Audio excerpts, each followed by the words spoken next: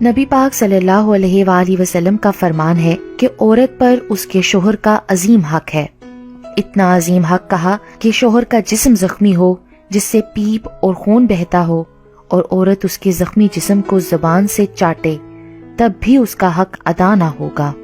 کسی مسلمان شوہر کا پہلا حق اور اس کی بیوی کا اس کے شوہر کے لیے پہلا فرض یہ ہے کہ ہر معاملے میں اپنے شوہر کی اطاعت و فرما برداری کرے۔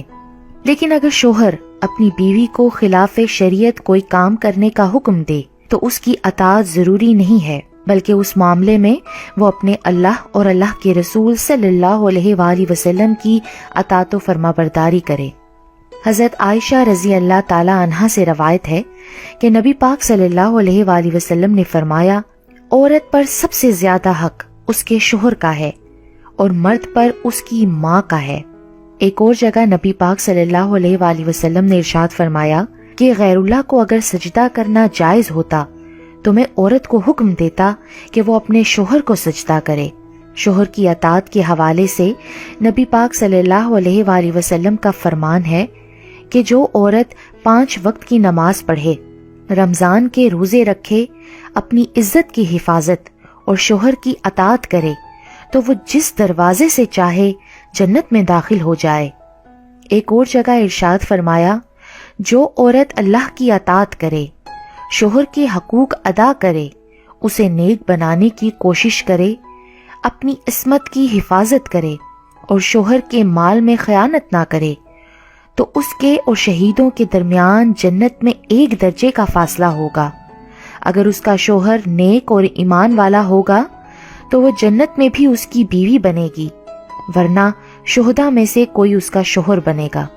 رسول اللہ صلی اللہ علیہ وآلہ وسلم نے فرمایا کہ شوہر کا بیوی پر یہ حق ہے کہ وہ شوہر کی اجازت کے بغیر اس کے گھر سے باہر نہ جائے۔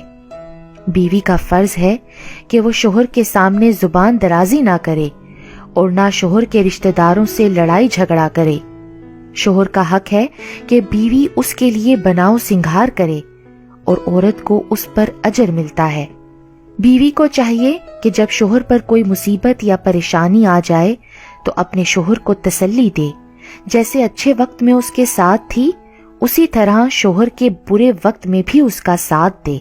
بیوی کا فرض ہے کہ وہ شوہر کی عدم موجودگی میں اس کے گھر اور تمام مال و متاع کی حفاظت کرے، اس کے ساتھ اپنی اور اپنے شوہر کی عزت و آبرو اور نسبت کی بھی مکمل حفاظت کرے۔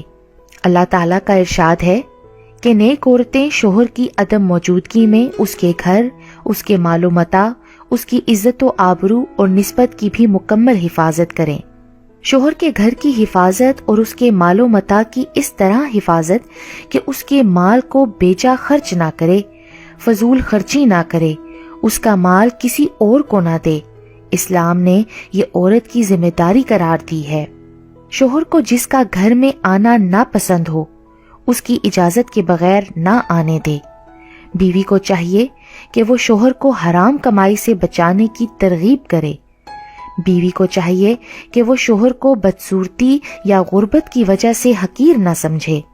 عورت پر یہ بھی فرض ہے کہ وہ شوہر کی جملہ ضروریات کا مناسب خیال رکھے، حتیٰ کہ شوہر کی اجازت کے بغیر نفلی روزے نہ رکھے کہ اس کے شوہر کو ایک حد تک تکلیف اور پریشانی ہو سکتی ہے۔